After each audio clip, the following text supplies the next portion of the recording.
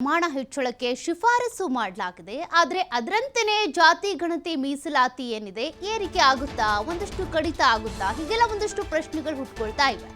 ಜಯಪ್ರಕಾಶ್ ಹೆಗ್ಡೆ ನೇತೃತ್ವದ ಒಬಿಸಿ ಆಯೋಗ ನೀಡಿರುವಂತಹ ವರದಿ, ಆ ವರದಿಯಲ್ಲಿ ಏನ್ ಅಂಕಿ ಅಂಶಗಳಿವೆ ಅನ್ನೋದು ಪ್ರತಿಯೊಬ್ಬರಿಗೂ ಕೂಡ ಕುತೂಹಲನೆ. ಯಾಕೆಂದ್ರೆ ಈಗಾಗಲೇ ಈ ವರದಿಗೆ ಸಂಬಂಧಪಟ್ಟಂತೆ ಅನುಷ್ಠಾನ ಆಗಬಾರ್ದು ಅಂತ ಲಿಂಗಾಯತ ಹಾಗೂ ಒಕ್ಕಲಿಗ ಪ್ರಬಲ ಜಾತಿಗಳ ವಿರೋಧ ಇದೆ. ಅದರ ಮಧ್ಯೆನೇ ಸಿದ್ದರಾಮಯ್ಯನವರು ಈಗಾಗಲೇ ಜಾತಿ ಗಣತಿಯನ್ನ ಸ್ವೀಕಾರ ಮಾಡಿದ್ದು, ಸಚಿವ ಸಂಪುಟ ಸಭೆಯಲ್ಲಿ ಕೂಡ ಇದರ ಬಗ್ಗೆ ಮಾಹಿತಿಯನ್ನು ಕೊಟ್ಟಿದ್ದಾರೆ. ಎಲ್ಲ ಸಚಿವರು ಕೂಡ ಈ ಒಂದು ಪ್ರತಿಯನ್ನ ಗಮನಿಸಿದ್ದಾರೆ.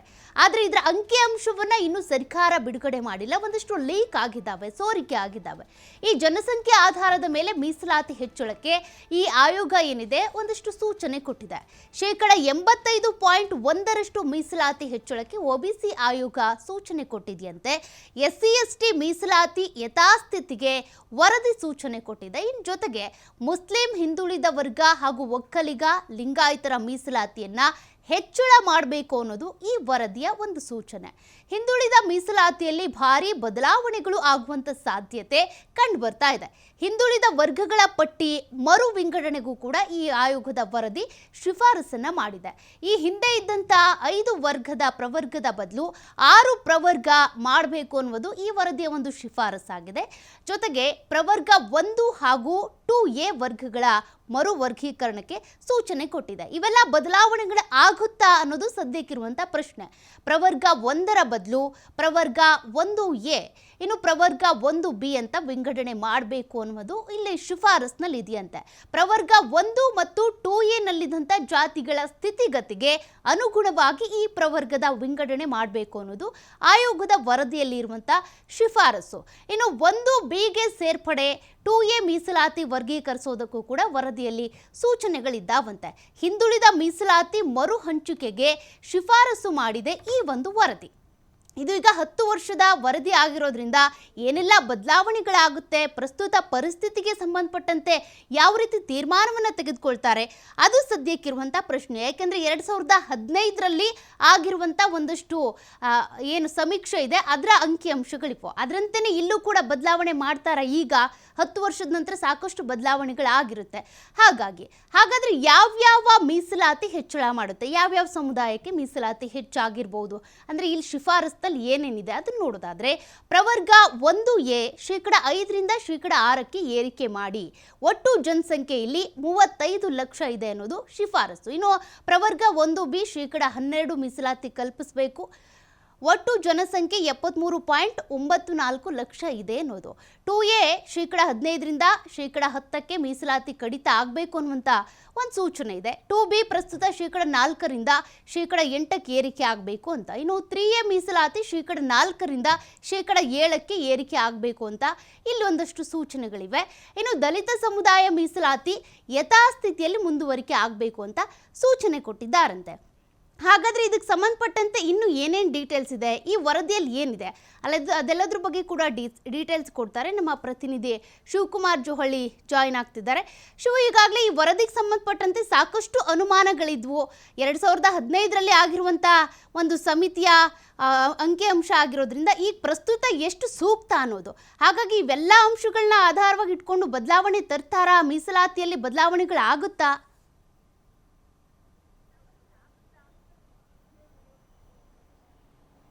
ಸೌಖ್ಯ, ಜಾತಿ ಗಣತಿ ವರದಿಯನ್ನು ಸಚಿವ ಸಂಪುಟ ಸಭೆಯಲ್ಲಿ ಮಂಡನೆ ಮಾಡಲಾಗಿದೆ. ಅದರ ಬಗ್ಗೆ ಚರ್ಚೆಗಳನ್ನು ಕೂಡ ಮಾಡಲಾಗಿದೆ. ಏಪ್ರಿಲ್ 17ರಂದು ಮತ್ತೊಂದು ವಿಶೇಷ ಸಂಪುಟ ಸಭೆಯನ್ನು ಕರೆಯಲಾಗಿದೆ. ಅಲ್ಲಿ ಸಮಗ್ರವಾಗಿ ಚರ್ಚೆಯನ್ನು ಮಾಡಿ ನಂತರ ಅಂತಿಮ ನಿರ್ಧಾರವನ್ನು ನಾವು ತೆಗೆದುಕೊಳ್ತೇವೆ ಅಂತೇಳಿ ಮುಖ್ಯಮಂತ್ರಿಗಳು ಕೂಡ ಈಗಾಗಲೇ ಸ್ಪಷ್ಟನೆಯನ್ನು ಕೊಟ್ಟಿದ್ದಾರೆ.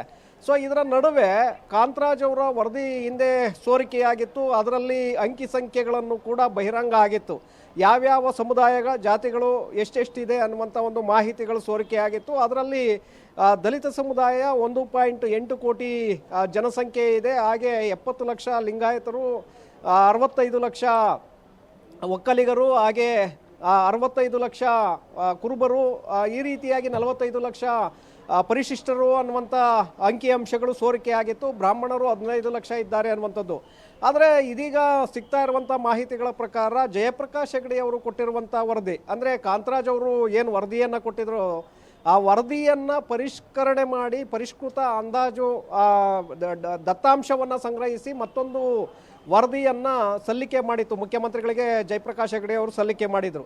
ಅದರಲ್ಲಿ ಈಗಿನ ಒಂದು ಅಂಕಿಅಂಶಗಳನ್ನು ಸೇರ್ಪಡೆ ಮಾಡಲಾಗಿದೆ ಅನ್ನುವಂಥ ಮಾಹಿತಿಗಳು ಈಗ ಹೊರಬೀಳ್ತಾ ಇದೆ. ಯಾಕೆಂದರೆ ಕಾಂತರಾಜ್ ಅವರ ವರದಿ 2013ರಿಂದ 2018ರವರೆಗೆ ಸಿದ್ದರಾಮಯ್ಯನವರು ಮುಖ್ಯಮಂತ್ರಿಗಳಾಗಿದ್ದಂಥ ಸಂದರ್ಭದಲ್ಲಿ ಆ ವರದಿಯನ್ನು ರೆಡಿ ಮಾಡೋದಕ್ಕೆ ಸೂಚನೆಯನ್ನು ಕೊಡಲಾಗಿತ್ತು. ಅವರು ಮಾಡಿರುವಂತಹ ವರದಿ ಹಾಗೆ 10 ವರ್ಷಗಳಾಗಿದೆ ಈಗಾಗಲೇ ಆ ವರದಿಯನ್ನು ರೆಡಿ ಮಾಡಿ. ಈಗ 10 ವರ್ಷಗಳಲ್ಲಿ ಸಾಕಷ್ಟು ಜನಸಂಖ್ಯೆ ಕೂಡ ಹೆಚ್ಚಾಗಿರೋದ್ರಿಂದ ಜಯಪ್ರಕಾಶ್ ಹೆಗಡೆ ಅವರು ಅದರ ಒಂದು ದತ್ತಾಂಶಗಳನ್ನು ಸಂಗ್ರಹ ಮಾಡಿ ಈಗ ಅಂತಿಮವಾಗಿ ಒಂದು ವರದಿಯನ್ನು ಕೊಟ್ಟಿರೋದ್ರಿಂದ ಅಲ್ಲಿ ಅಂಕಿ ಸಂಖ್ಯೆಗಳಲ್ಲೂ ಕೂಡ ವ್ಯತ್ಯಾಸ ಆಗಿದೆ. ಯಾಕೆಂದರೆ 70 ಲಕ್ಷ ಇದ್ದಂತಹ ಲಿಂಗಾಯತ ಸಮುದಾಯ ಈಗ 81 ಲಕ್ಷಕ್ಕೆ ಬಂದಿದೆ. ಹಾಗೆ ಪರಿಶಿಷ್ಟ ಜಾತಿಗಳು 1.18 ಲಕ್ಷ ಅಂದರೆ 1,18,00,000ಕ್ಕೂ ಮೇಲ್ಪಟ್ಟಿದೆ ಅನ್ನುವಂಥ ಮಾಹಿತಿಗಳಿದೆ. ಹಾಗೆ ಒಕ್ಕಲಿಗ ಸಮುದಾಯ 70 ಲಕ್ಷ ಇದೆ ಅನ್ನುವಂಥದ್ದು ಇದರಿಂದ ಬೆಳಕಿಗೆ ಬರ್ತಾ ಇದೆ. ಹಾಗೆ ಉಳಿದ ಸಮುದಾಯಗಳು ಕೂಡ ಕುರುಬ ಸಮುದಾಯ, ಬ್ರಾಹ್ಮಣ ಸಮುದಾಯ, ಹಾಗೆ ಪರಿಶಿಷ್ಟ ಪಂಗಡ ಸಮುದಾಯ ಕೂಡ ಈಗ ಜನಸಂಖ್ಯೆಯಲ್ಲಿ 7-8 ಲಕ್ಷ ಏರಿಕೆಯಾಗಿದೆ. ಸೊ ಇದರ ಒಂದು ಹಿನ್ನೆಲೆಯಲ್ಲಿ ನೀವು ಮೀಸಲಾತಿ ಪ್ರಮಾಣವನ್ನು ಹೆಚ್ಚಳ ಮಾಡಬೇಕು. ಆ ನಂತರದಲ್ಲಿ ಜಾತಿ ಗಣತಿ ವರದಿಯನ್ನು ಅನುಷ್ಠಾನಕ್ಕೆ ತನ್ನಿ ಅನ್ನುವಂಥ ಶಿಫಾರಸನ್ನು ಜಯಪ್ರಕಾಶ್ ಹೆಗಡೆ ಅವರ ಆಯೋಗ ಮಾಡಿದೆ. ಸೊ ಆ ಒಂದು ಆಯೋಗದಂತೆ ಈಗ ಸುಮಾರು 81% ಮೀಸಲಾತಿಯನ್ನು ಹೆಚ್ಚಳ ಮಾಡಬೇಕಾಗತ್ತೆ. ಈಗ ಯಾಕೆಂದರೆ ನಮ್ಮ ಕರ್ನಾಟಕದ ಮಟ್ಟಿಗೆ ಕೇವಲ 50% ಮಾತ್ರ ಇದೆ. ಅದರ ಒಳಗಡೆನೆ ಯಾವುದೇ ಮೀಸಲಾತಿಯನ್ನು ಕೊಟ್ಟರು ಕೂಡ ಅದರ ಒಳಗಡೆನೆ ಕೊಡಬೇಕಾಗತ್ತೆ.